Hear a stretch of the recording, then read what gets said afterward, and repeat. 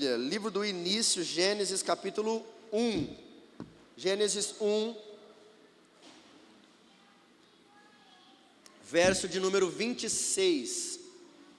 Gênesis 1, 26. Hoje eu estarei ministrando de forma diferente, que é meu costume.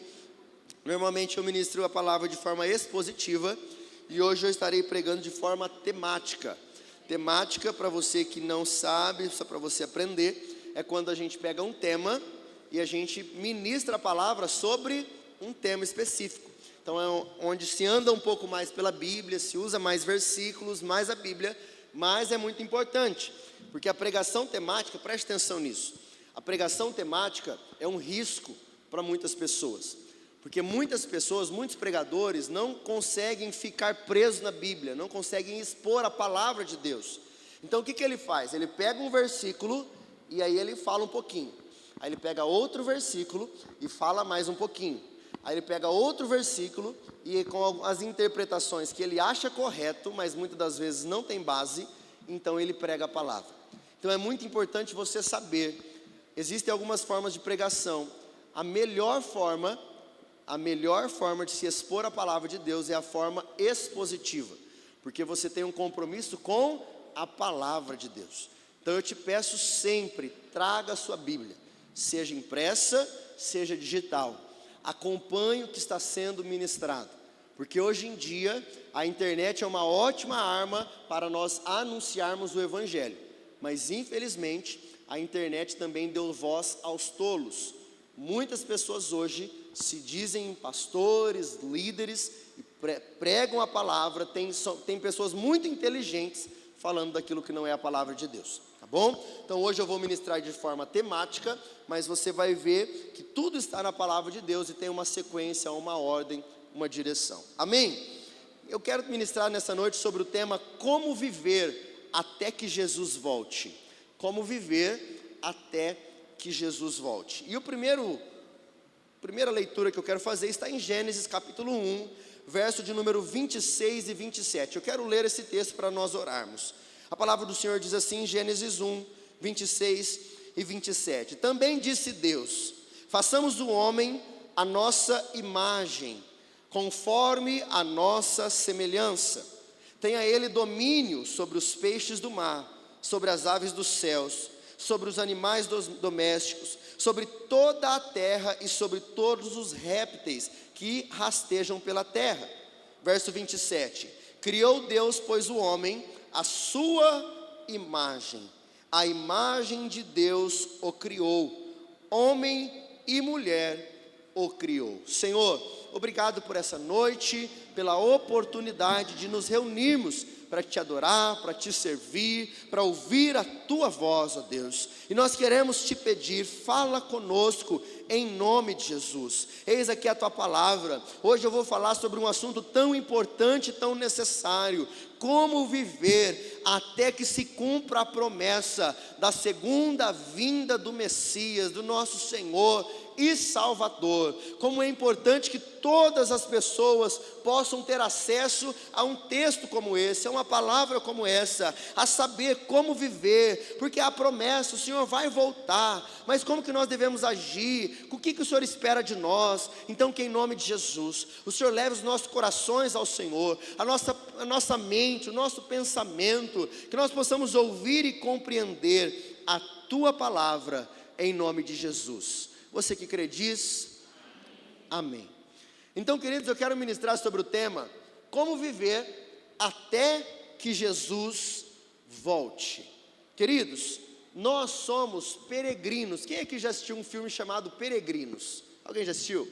Tem um filme antigo que tem o nome de Peregrinos. A peregrinação é quando alguém está em viagem, é quando alguém está de passagem, mas ela tem um lugar para voltar, ela tem um destino, ela está cumprindo um propósito, passando um tempo em um determinado lugar, porém, ela está de passagem. E nós sabemos que nós estamos na terra, habitamos na terra, mas a terra não é o nosso lugar. Nós cremos, temos a esperança de que um dia Jesus Cristo há de voltar para buscar a sua igreja. Você crê nisso, queridos? olha, tem duas certezas que nós temos. Uma é que nós vamos morrer, não tem onde correr. Se Jesus não voltar antes, um dia todos nós iremos morrer. Eu não sei o tempo, mas tudo tem um tempo determinado. E a outra certeza é: Jesus há de voltar para buscar a sua igreja. Nós voltaremos para o Pai. E o texto diz que o Senhor, aonde eu li aqui, Gênesis 1, 26 e 27. Primeiro ponto que eu quero trabalhar com você é: Deus nos criou moralmente responsáveis. O que é isso, pastor? Moralmente responsáveis. O texto diz aqui que Deus diz: olha, façamos o homem à nossa imagem e semelhança. Deus nos criou, e eu não consigo conjecturar, porque a beleza de Deus, queridos, Deus é tão maravilhoso. Quando nós lemos em Apocalipse, algumas ilustrações, quando falam do Senhor, quando falam da terra que Ele tem prometida para nós, a nossa mente é muito pequena para conjecturar como é Deus.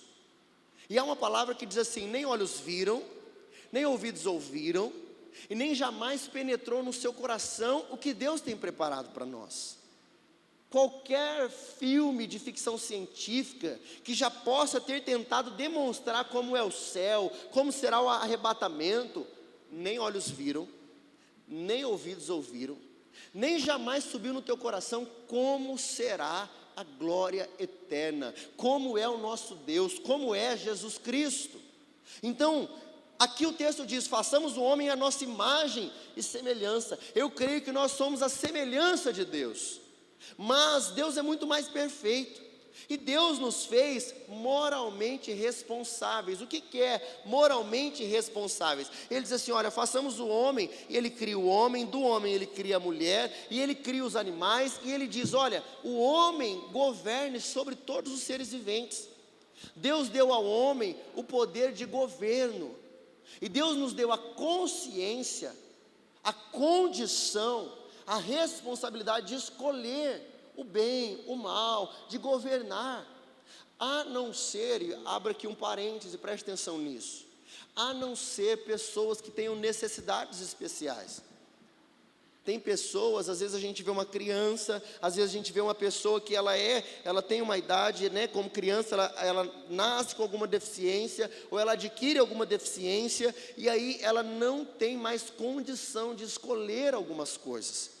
E nós cremos que essa pessoa, ela não tem a maldade, ela é como se tivesse uma santidade imputada nela, porque ela não tem condição de escolher entre o bem e o mal. Mas Deus deu a todos nós que estamos aqui a condição. Ele nos criou moralmente responsáveis, feitos à sua imagem e semelhança. Deus nos criou. Deus não nos fez de um Big Bang. Você não é obra do acaso. Olha, minha irmã está grávida, e permitindo o Senhor, vai nascer na quarta-feira. Os médicos já estão dizendo: talvez nasça antes. Sexta-feira estava aqui na vigília e tivemos um susto: estamos indo para o médico. Mas quando nós olhamos para um ser sendo gerado dentro de uma pessoa, queridos, como que uma explosão, como que um Big Bang, da onde pode, tantas teologias que nós ouvimos, não há nada comparada a nós cristãos, que temos um Deus, Criador dos céus e da terra, que diz: façamos o homem a nossa imagem e semelhança, que disse: olha, multiplicai-vos e enchei a terra. Então Deus criou todas as coisas que nós vivemos, que nós vemos. Tudo tem um tempo determinado, tudo tem um propósito estabelecido por Deus. Então, primeiro ponto, Deus nos criou moralmente responsáveis. Segundo, Deus nos deu o livre-arbítrio. Eu quero falar agora sobre o livre-arbítrio e a queda do homem. Gênesis 2, próxima folha aí talvez da sua Bíblia, Gênesis 2, 16 e 17. Pega a sua Bíblia, hein? Ou pega um caderno, uma caneta e vai anotando aí.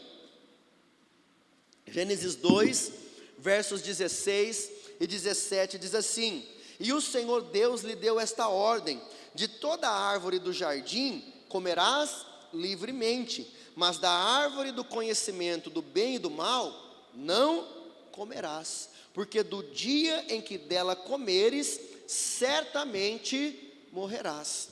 Você está vendo aqui que Deus deu ao homem a oportunidade, o livre-arbítrio, oportunidade de escolha. Você pode escolher o que você faz. Você pode escolher entre comer esse fruto ou não comer. Mas Deus disse assim: olha, de tudo que tem aqui, coma. Mas somente desta árvore, deste fruto, você não coma. E sabe o que é triste aqui, queridos? Adão tinha relacionamento diário com o Senhor. Na viração do dia, o Senhor se apresentava a ele, se relacionava com ele, tinha ali um relacionamento, conversava, e Adão ainda não sabia o que era pecado. Mas Deus diz: a partir do momento que você comer desse fruto, se você me desobedecer a esta ordem, você vai saber o que é o bem e o mal. O que eu acho interessante é que nós cremos na teologia do livre-arbítrio. Deus dá a nós a oportunidade de escolha. Você pode escolher crer em Deus ou não. Você pode escolher servir a Deus ou não. Você pode escolher obedecer a Deus ou desobedecer ao Senhor. E infelizmente o homem, Adão, desobedece a uma ordem de Deus e come de um fruto proibido. E ele disse: olha, no dia que você comer, os seus olhos serão abertos e você conhecerá o bem e o mal. Então aqui a primeira vez ele desobedece, ele peca. E a palavra do Senhor nos ensina que o pecado gera a morte física e a morte espiritual. Então, após eles comerem desse fruto, Deus chega novamente até Adão e Eva se escondem. Adão, onde você está? Eva, onde você está? Então eles se escondem, e aí então eles se tapam a sua nudez com folhas, se escondem, e aí Deus fala: por que vocês estão se escondendo? O que está acontecendo? Antes vocês estavam sempre nus e não faziam isso, não precisavam se esconder. Aí ele diz: ó Senhor, é que nós comemos aquele fruto, a cobra me deu, aí foi culpa da Eva, aí foi culpa da cobra, e aí começa aquela coisa. Mas o que eu quero dizer? O pecado gera isso em nós, queridos. Satanás é tão sagaz que ele vem e te faz comer um fruto, dizendo: não vai dar nada. Adão tinha todos os frutos, todas as oportunidades, tudo que ele queria, todo o jardim ao seu dispor, mas somente daquilo que ele não podia fazer, Satanás vem e diz: pode pegar, que não dá problema nenhum. Eu quero dizer a você, Deus talvez tenha te dado tanta coisa, Deus tenha realizado os desejos do teu coração, Deus tem respondido as tuas orações, coisas que você um dia desejou, Deus tem colocado em sua vida, mas tome cuidado, não brinque com o pecado. Ele tinha de tudo, mas ele escolhe comer daquilo que Deus falou: não toque. E o mais triste aqui, o homem perde o relacionamento com Deus. Aquele que estava face a face, agora ele conheceu o pecado, agora ele se esconde, e agora Deus o lança fora daquele lugar. Agora Deus o afasta da sua presença. A coisa mais triste do pecado é: o pecado gera a morte. O pecado nos afasta de Deus. Olha aqui para mim, quantas vezes eu e você fizemos algo que não nos agrada, algo que é pecado, algo que você sabe que não agrada a Deus, e aí o que isso faz na sua vida? Isso te afasta. Quando você precisa orar, você não se sente digno. Você precisa pedir algo, mas você fala: eu não mereço. É isso que Satanás quer sobre a tua vida. Deus quer te abençoar, Deus quer ter relacionamento com você, mas talvez você comete algo de errado na tua vida e você fala: eu não posso, eu não mereço. E aí cada vez mais você vai se afastando, cada vez mais você vai se escondendo e perdendo aquilo que Deus tem para você. Terceiro ponto, Cristo nos reconcilia com Deus. Agora vai lá em Romanos, você pega o Novo Testamento, Mateus, Marcos, Lucas, João, Atos, Romanos capítulo 5, verso de número 8, Romanos 5, 8, o texto diz assim, e o ponto é: Cristo nos reconcilia com Deus. Verso 8 diz assim: mas Deus prova o seu próprio amor para conosco, pelo fato de ter Cristo morrido por nós, sendo nós ainda pecadores. Logo muito mais agora, sendo justificados pelo seu sangue, seremos por ele salvos da ira. Por quê? Porque o pecado gera morte. Porque se nós, quando inimigos, fomos reconciliados com Deus mediante a morte do seu Filho, muito mais, estando já reconciliados, seremos salvos pela sua vida. E não apenas isto, mas também nos gloriamos em Deus por nosso Senhor Jesus Cristo, por intermédio de quem recebemos agora a reconciliação. Glória a Deus por isso. Verso 12: portanto, assim como por um só homem entrou o pecado no mundo, e pelo pecado a morte, assim também a morte passou a todos os homens, porque todos pecaram. Tudo tem um tempo determinado, e há uma certeza: todos nós havemos de morrer, porque Adão pecou, nós herdamos o pecado, então todos pecaram. É por isso que agora Cristo precisa intervir em nosso favor. É por isso que agora a palavra de Deus diz em João, capítulo 3, verso 16, porque Deus amou o mundo de tal maneira, que deu o seu único Filho, para que todo aquele que nele crê, não pereça, mas tenha vida eterna. Adão pecou, nós herdamos o pecado, fomos afastados de Deus. Aquele relacionamento que Adão tinha, agora não tem mais. Aquele relacionamento já não havia mais no Antigo Testamento. Se alguém quisesse falar com Deus, precisava do sacerdote, precisava do profeta para ouvir a voz de Deus.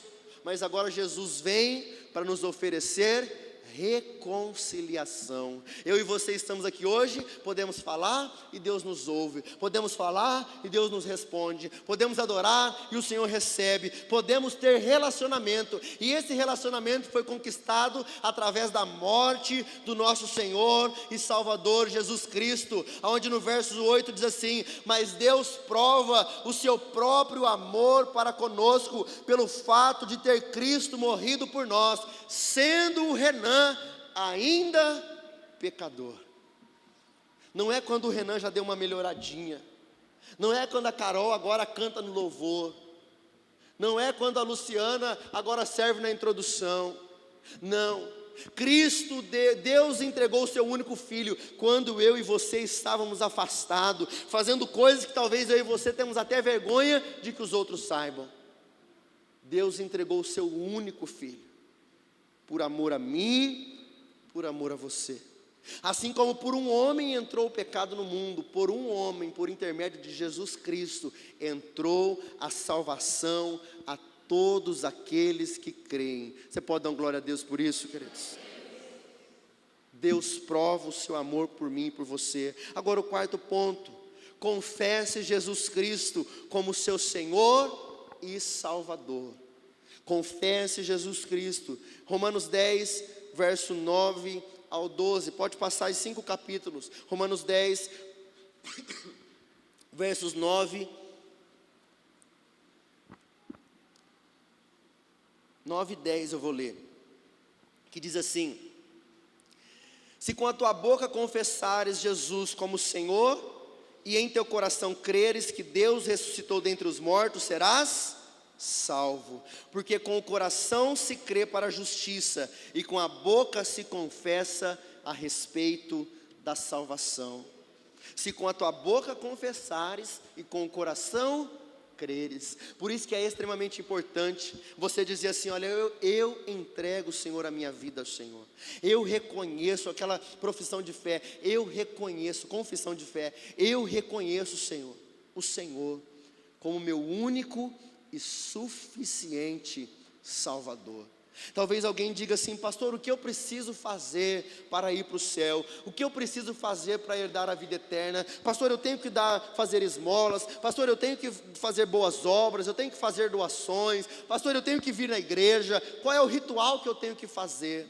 Pela graça sois salvos, mediante a fé. Isso não vem de vós, é dom de Deus. Queridos, não há nada que eu pague, não há nada que eu ofereça que pague aquilo que Jesus Cristo já fez por nós na cruz. Então o que eu preciso fazer? É aceitar, é reconhecer a sua obra na cruz, e é dizer: Senhor, com a minha boca eu confesso, e com o meu coração eu creio, eu entrego a minha vida ao Senhor, eu reconheço o Senhor Jesus como meu único e suficiente Salvador. A sua morte na cruz é suficiente para te resgatar, para te perdoar, para te reconciliar e para te dar a oportunidade de vida eterna. Então, se você ainda não fez isso, meu irmão e minha irmã, você precisa entregar a sua vida a Cristo. Você precisa dizer: Senhor Jesus, eu entrego a minha vida, eu te reconheço como meu único e suficiente Salvador. Senhor, eu te peço, escreve o meu nome no livro da vida.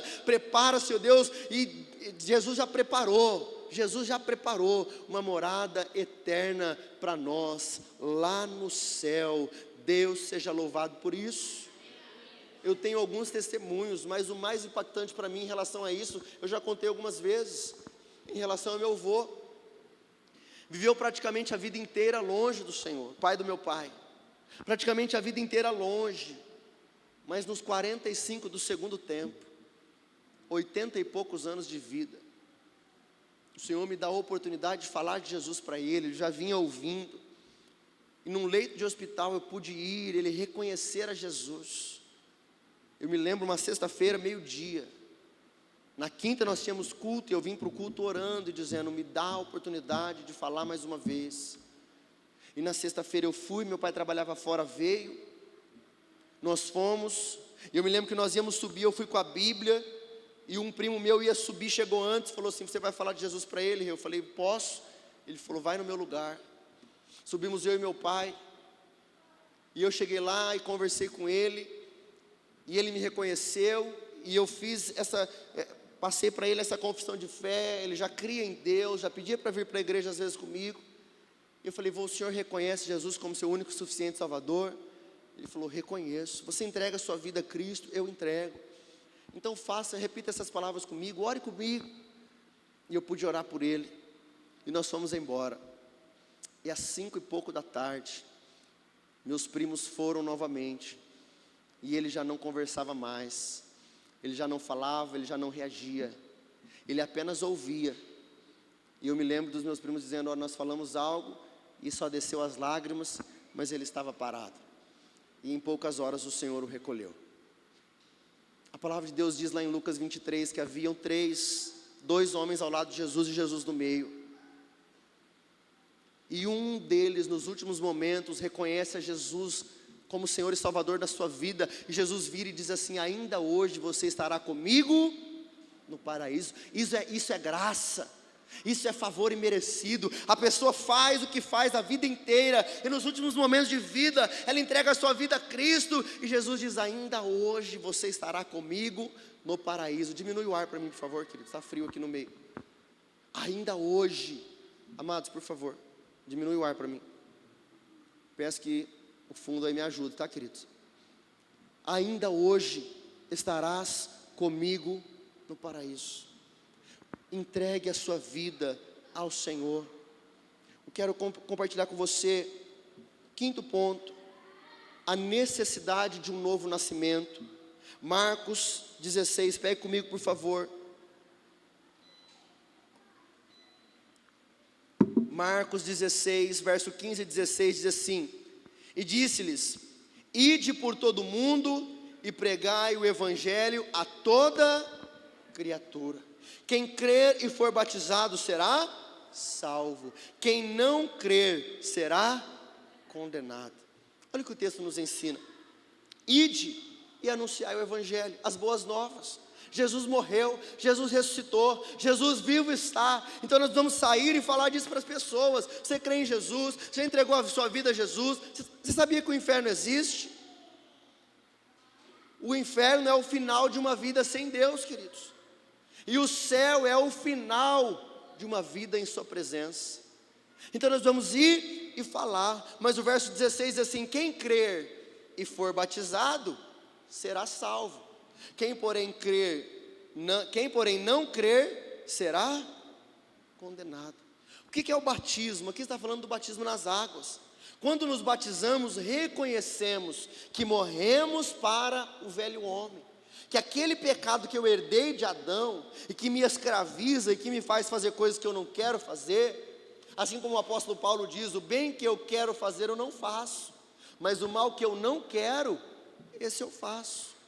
Então essa luta do Espírito contra a carne. E se batizar, descer nas águas, você está ali declarando entre os homens e entre o Senhor, você está cumprindo o mandamento.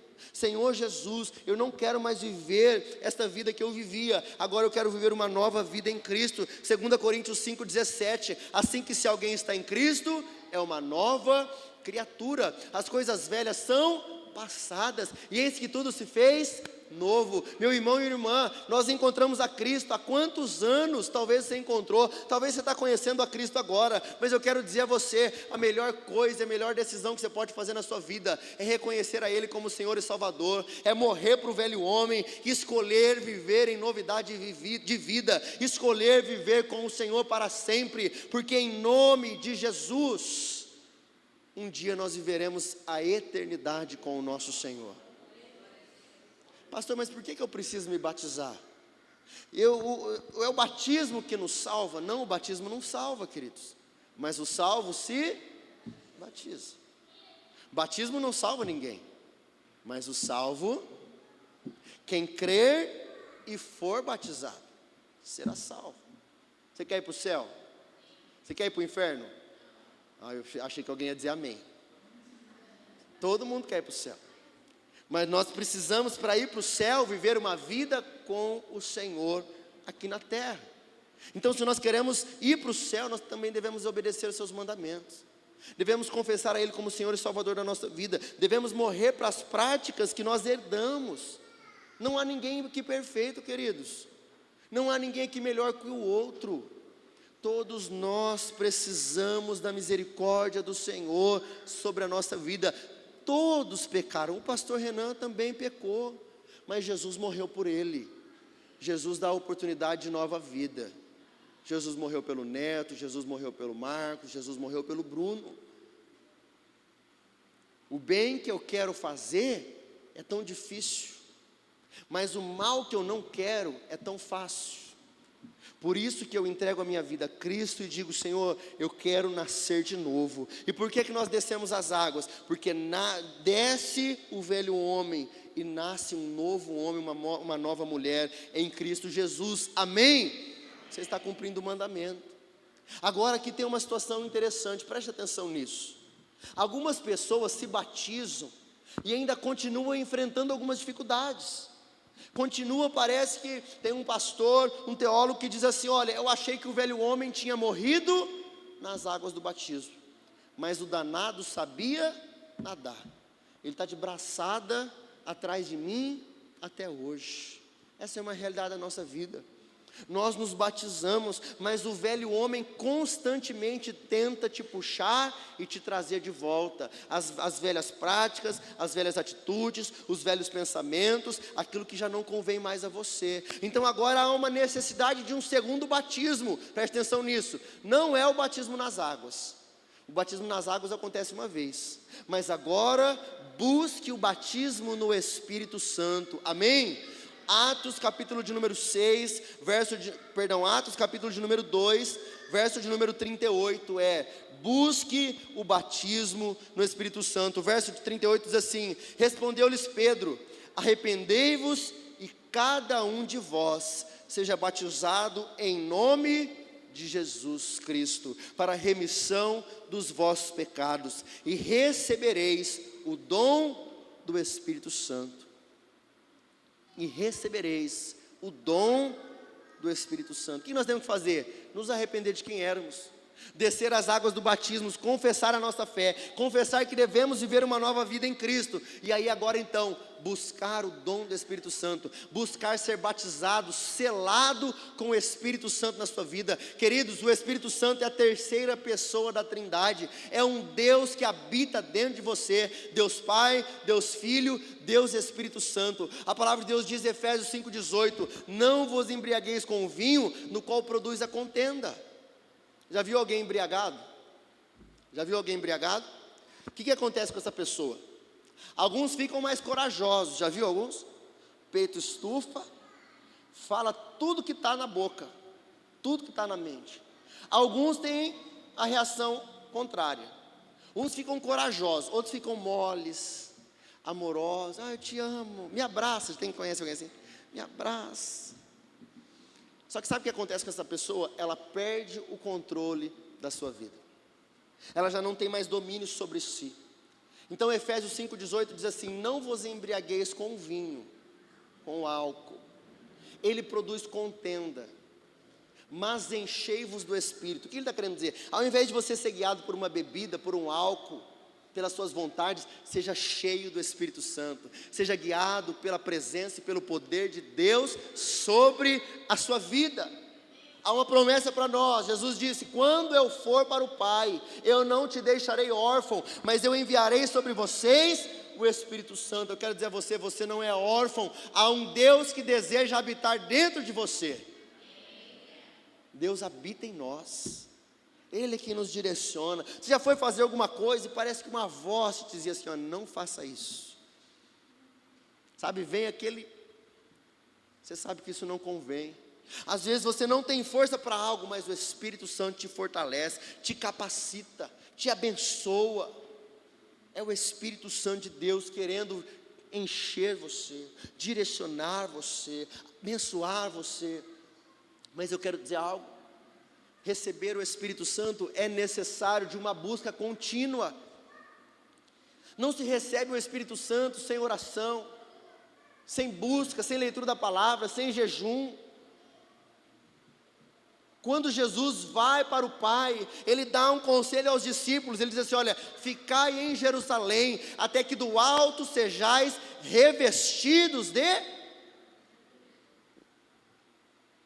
Ficai em Jerusalém, até que do alto sejais revestidos de poder. Até que do alto sejais revestidos de poder. Mas ele diz assim: olha, ficai, esperem. Há uma promessa: antes de vocês irem anunciar o Evangelho, virá sobre vocês o Espírito Santo, e aí vocês poderão ir. Talvez você está sucumbindo, talvez você está pensando em desistir, talvez você não está aguentando mais, talvez você não sabe o que faz na tua vida. Por quê? Porque falta poder de Deus sobre você, queridos. O Espírito Santo quer te selar, quer te capacitar, quer cuidar de você. Não se contente apenas com os mandamentos. Você vê que aqui há um nível mais profundo de relacionamento. Ah, pastor, eu achei que era só ir na igreja no culto de domingo que estava bom. Por quê, pastor? Um dia eu estava perdido. Olha, eu estava no Baiú com hora dessa. Uma hora dessa, pastor, eu estava no Facebook. Misericórdia. Nem sabe onde que eu estava andando e o que eu estava fazendo. É melhor de deixar em off. E eu já melhorei bastante, pastor, mas eu quero dizer a você que Deus é poderoso para fazer infinitamente mais. Deus é poderoso para transformar a tua vida. Deus é poderoso para transformar a tua casa. Deus é poderoso para transformar a tua família. Deus é poderoso para transformar o teu coração. Então abra o seu coração para o Senhor, e não se contente apenas com os mandamentos, mas Deus deseja restaurar aquele relacionamento íntimo, assim como Ele tinha com Adão, que você possa falar, e o Senhor ouvir, e o Senhor te responder, e o Senhor te abençoar, e você sentir a presença de Deus sobre você. Mas é necessário o Espírito Santo de Deus sobre a sua vida. Amém? Quero chamar o louvor, por favor, e quero trabalhar com você o último ponto.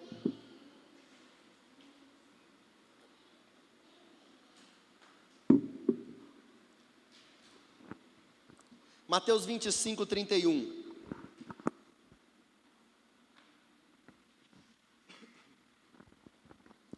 Mateus 25, do 31 ao 34. O último ponto é: vivamos com esperança até a volta do Messias.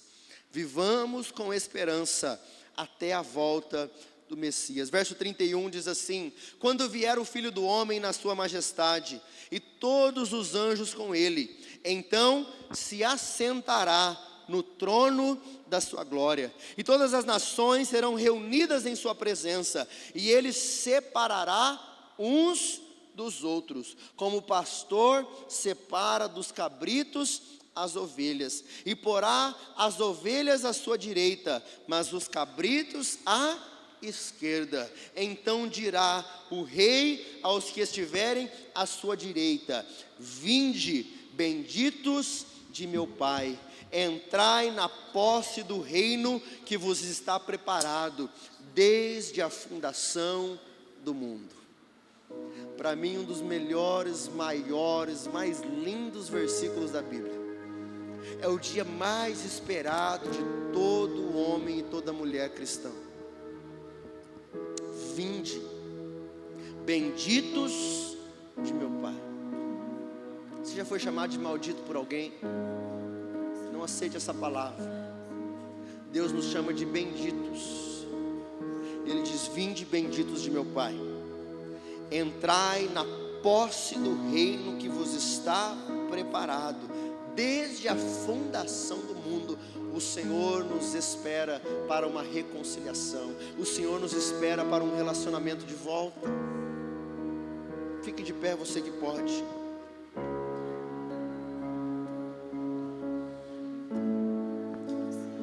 A minha oração nessa noite é para que o nosso Senhor nos encontre preparados para quando Ele voltar.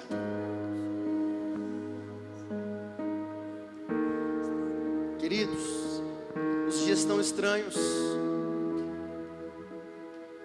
Nós não sabemos o dia e nem a hora que o nosso Senhor Jesus volta, mas nós temos uma certeza: Ele há de voltar. E algo tem me chamado muita atenção: o avanço da tecnologia.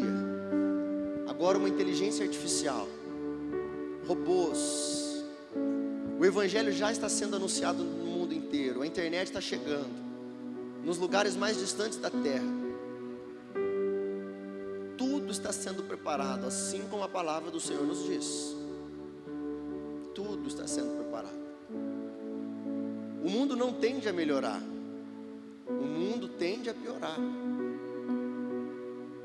E a palavra do Senhor diz que este mundo que nós vivemos, que são coisas tão bonitas, Paris, Nova York, praias brasileiras, Rio de Janeiro, coisas tão lindas que nós vemos, céus e terras. Um dia o Senhor enviou chuva, o dilúvio, e a palavra do Senhor diz que todas as coisas que hoje existem estão entesouradas para fogo. Tudo que nós vemos e tudo que nós construímos um dia queimará em fogo. Mas o Senhor nos dá uma promessa, que há uma nova terra, uma nova Jerusalém preparada para mim e para você.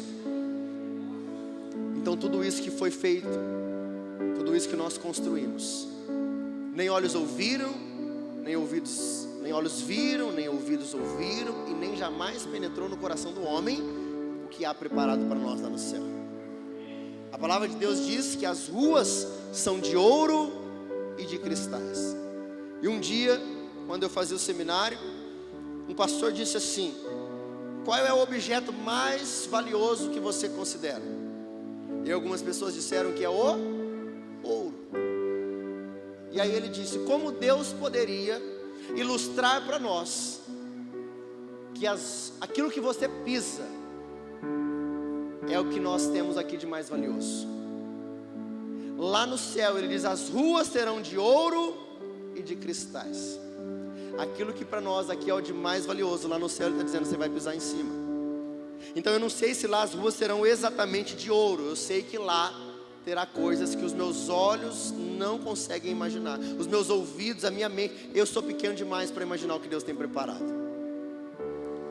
Só nos cabe uma coisa: que o Espírito Santo habite sobre nós, que haja óleo nas tuas cabeças, na sua cabeça, para quando o Senhor voltar para nos buscar, que Ele nos encontre preparados, dizendo: Maranata. Você pode dizer assim comigo: olha, Maranata, ora vem, Senhor Jesus. Está preparado para Jesus voltar hoje, querido? Como um relâmpago, do ocidente ao oriente, do Japão ao Brasil, será audível, será visível, num abrir e piscar de olhos. Quando a trombeta soar, o Senhor há de voltar para nos buscar. Vamos adorar o Senhor. Tu és a minha luz, a minha salvação, e a ti me renderei.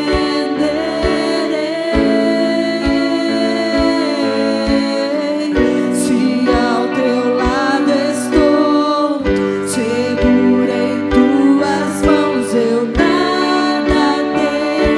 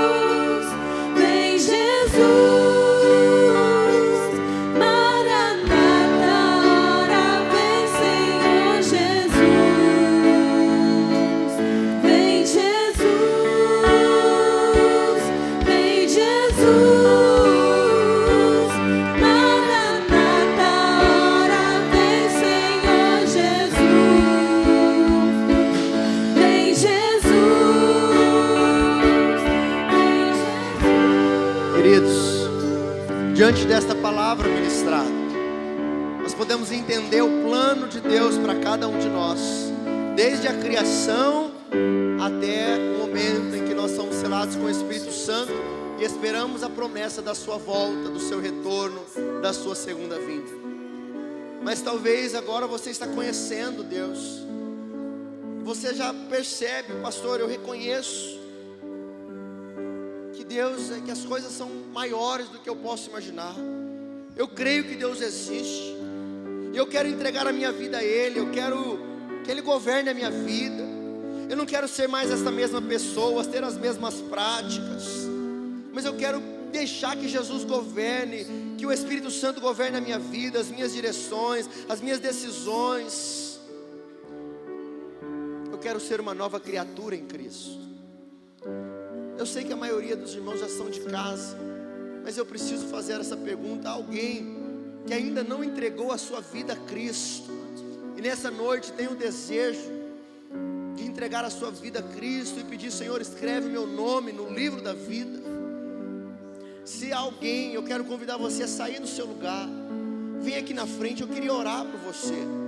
Se você ainda não entregou a sua vida a Cristo, enquanto o louvor adora ao Senhor, se por acaso houver alguém, eu não posso perder a oportunidade de orar por você. Então, enquanto nós adoramos ao Senhor, se você tem o desejo de entregar a sua vida a Cristo, saia do seu lugar em nome de Jesus. Vem aqui até aqui à frente. Onde morar aqui tem fogo nos olhos, eu não imaginava que era lindo assim, que era lindo assim.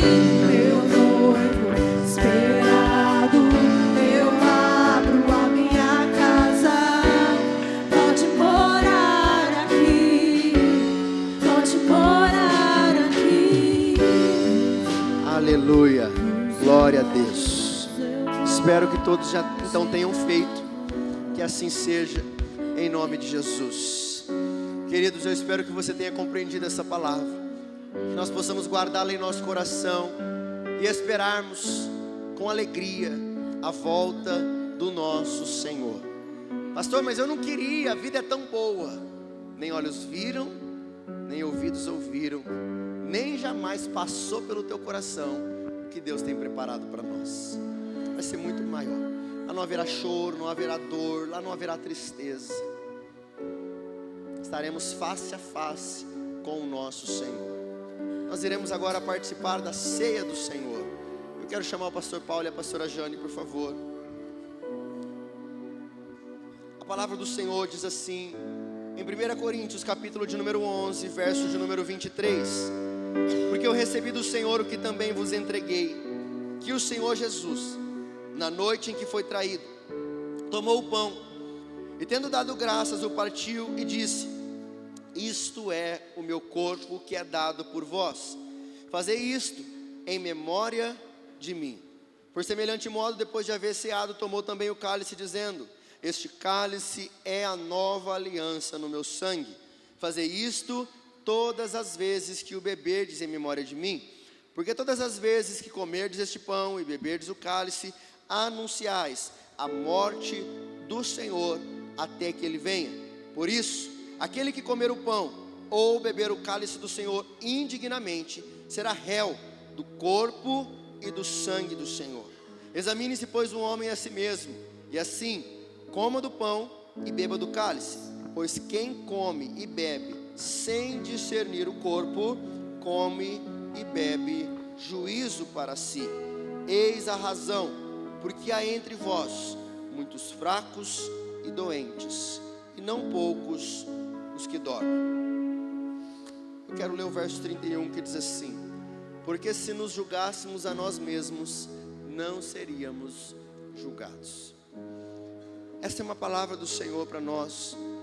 Nós vamos agora participar da ceia do Senhor. A ceia do Senhor não foi criada pela igreja do Nazareno, não foi criada por uma instituição evangélica. A ceia do Senhor foi instituída pelo Senhor.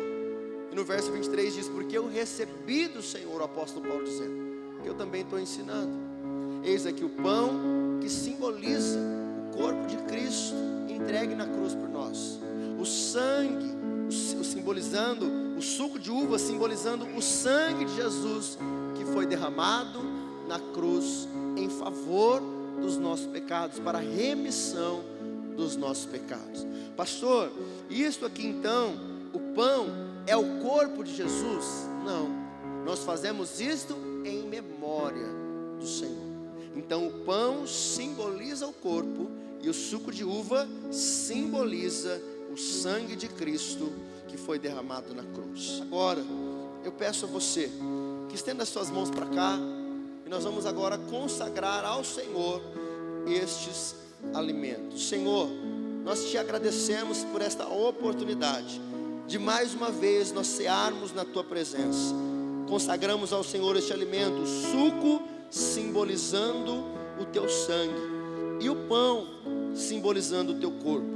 As mãos que fizeram, que prepararam, nós abençoamos. E todos esses alimentos agora são consagrados ao Senhor, em nome de Jesus. Talvez você se pergunte assim: pastor, quem pode tomar? Quem não pode tomar a ceia do Senhor? Verso 28. Examine-se, pois, o homem a si mesmo, e assim coma do pão e beba do cálice. É um exame próprio. Eu não posso dizer que o pastor pode, não posso dizer que a pastora não pode. Eu tenho que olhar para a minha vida. Se há algo em mim que tem me afastado do Senhor, que tem me afastado da sua presença, que tem me afastado da sua vontade, daquilo que Ele tem para a minha vida. Hoje é uma noite de conserto, queridos. Peça perdão ao Senhor pelos teus pecados, conserte a tua vida. E eu quero dizer a você, ninguém precisa te julgar, ninguém precisa te acusar, mas nós precisamos nos examinar. Amém? Nós agora estaremos se entregando, eu vou entregar aos pastores, e eu convido você que deseja participar a vir aqui à frente e buscar em nome de Jesus.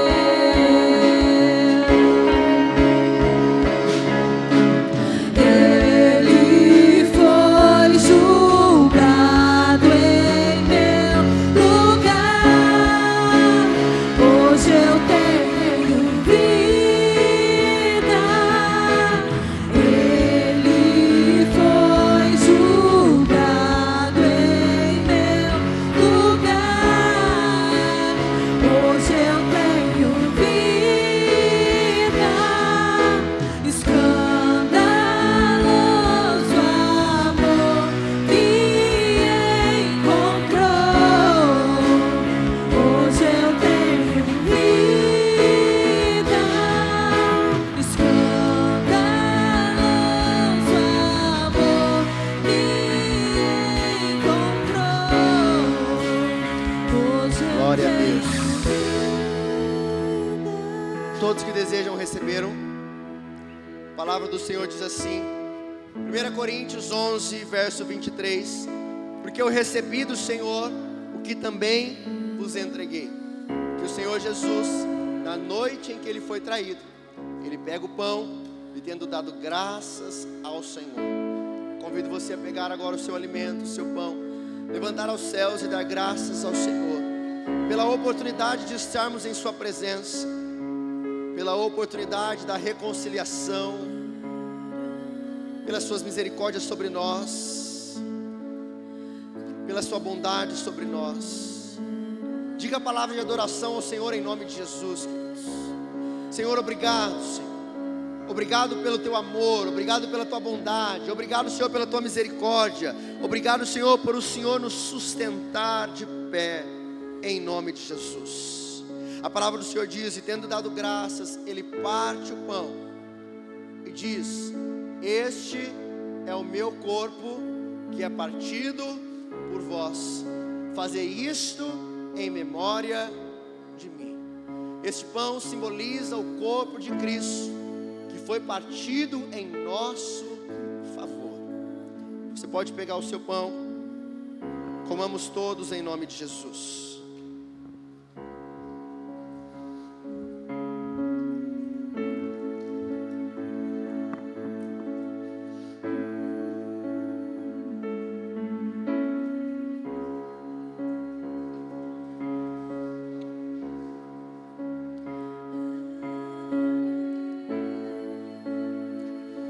Por semelhante modo, depois de haver ceado, tomou também o cálice, dizendo: este cálice é a nova aliança no meu sangue. Fazei isto todas as vezes que o beberdes em memória de mim. Poderíamos fazer isso todos os dias, toda semana, de ano em ano, mas nós decidimos fazer uma vez por mês. E todos os meses nós nos reunimos para dizer: Senhor, nós esperamos a sua vinda. A palavra do Senhor diz que um dia, quando Ele tem a sua última ceia com seus discípulos, Ele diz: fazer isto até que eu volte. Um dia nós faremos isso face a face com o Senhor.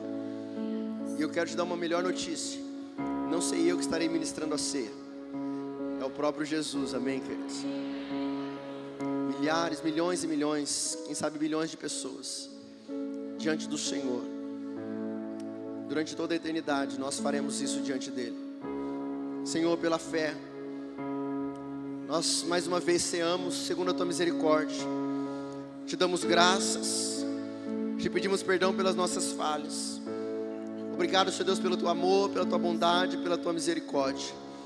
Que o Senhor santifique a cada um de nós na tua presença, e que possamos esperar com esperança e alegria, preparados para a tua volta.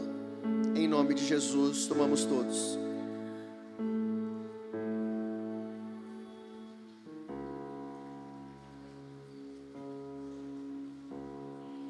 Amém, meus irmãos?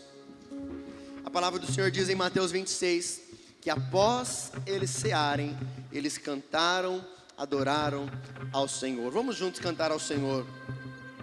Celebrai a Cristo, celebrai, oh, oh, oh. Celebrai a Cristo, celebrai. Celebrai a Cristo, celebrai, oh, oh, oh. Celebrai a Cristo, celebrai. E o que? Ressuscitou.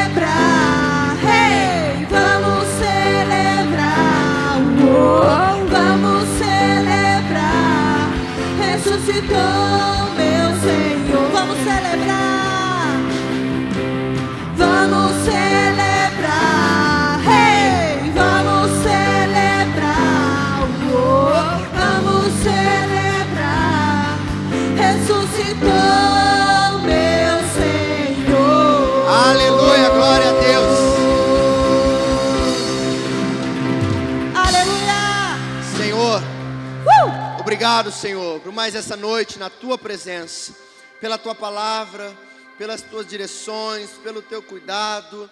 Obrigado. Hoje é o primeiro domingo do mês, iniciamos mais um mês, graças ao Senhor. Entregamos em Tuas mãos todas as nossas programações, Pai, os GRs que voltam nessa semana, o Conect-Inse na quinta, as pizzas na sexta, tudo aquilo que nós intentamos fazer, que o Senhor nos leve em paz, segurança para nossa casa, guardados pelo Senhor, nos livra do mal, nos dê uma noite de sono restauradora, Pai, em nome de Jesus. Nos dê, Senhor, uma segunda na Tua presença. Abençoa, prospera a obra das nossas mãos. Cuida, Senhor Deus, dos nossos, daqueles a quem nós amamos, todos aqueles também por quem somos amados.